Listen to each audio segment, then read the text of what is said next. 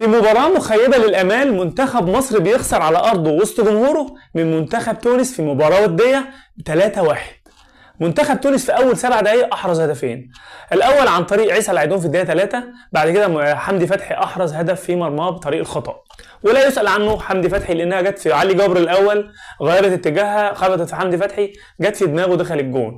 بعد كده ري فيكتوريا اجتمع باللعيبه كده على الخط ولمهم وجمعهم، وتقريبا كده عنده بلان بي، فبدا يقول لهم نغير خطه اللعب وطريقه اللعب، وفعلا منتخب مصر غير طريقه اللعب، وفعلا اثمر عن يعني بقى مصر يعني ايه، في منتخب مصر له انياب شويه، بدا منتخب مصر يعني ايه يمسك كوره، بدا تحس بخطوره على منتخب تونس، وفي فاول كمان لعبه مرموش جت في العارضه للاسف ما دخلتش جون.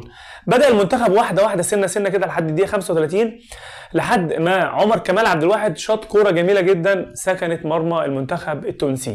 قلنا خلاص بقى منتخب مصر هيتعادل وهيبدا يتقدم وهيعمل رومنتادا، لكن للاسف ما شفناش الكلام ده. منتخب مصر برضو كان للاسف يعني مش اللي هو، تحس ان اللعيبه لسه ما دخلتش في الموسم الجديد، تحس ان اللعيبه لسه مرحرحه كده ونايمه ولسه ما اشتغلتش، رغم ان محمد صلاح هو الوحيد اللي كان فايق ومرموش لانهم بيلعبوا في الفرق اللي بيلعبوا فيها، وطارق حامد نفس الكلام.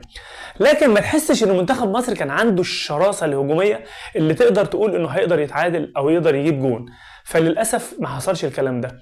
وفي اخر الماتش خالص في الدقيقه 95 واحنا مستنيين هدف التعادل، راح جاي اسمه رافع ده ناتج الجون الثالث، وللاسف خسرنا 3-1، وده الانتصار رقم 18 لتونس تاريخيا على مصر. مصر فايزه على تونس 13 مره كده، وهم فازوا علينا 18 مره، كانوا جايبين 45 جون كده جابوا 48، واحنا كنا جايبين 38 كده جايبين 39، واحنا للاسف وقفنا عند 13 انتصار على المنتخب التونسي سواء رسمي سواء ودي، ومتعادلين 11 مره.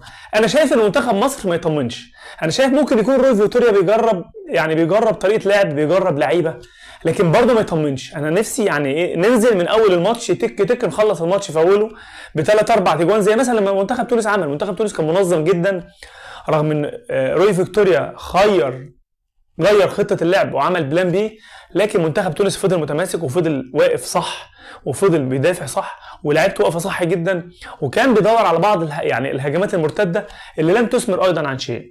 لكن منتخب مصر كان ماسك كوره وبيحاول يهاجم، لكن كل الهجمات كانت بتتكسر على صخره الدفاع التونسي. فللاسف مباراه للنسيان، يعني ماتش النهارده ده للنسيان، نتمنى القادم يكون افضل.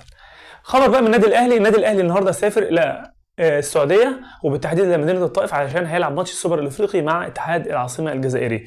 طبعا النادي الاهلي اخذ معاه الصفقات الجديده اللي هي رضا سليم وامام عاشور واللاعب الجديد انتوني موديست. فالنادي الاهلي بيفكر او كولر بيفكر انه يشرك موديست من اول الماتش، او يفكر انه يشركه على فترات حسب سير الماتش حسب سير المباراه.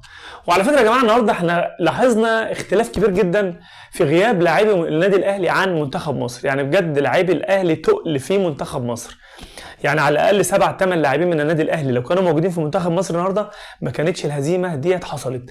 يعني احنا برضو بطريقه او اخرى او بطريقه مباشره او غير مباشره لاعبي الاهلي فرقت في هزيمه منتخب مصر النهارده.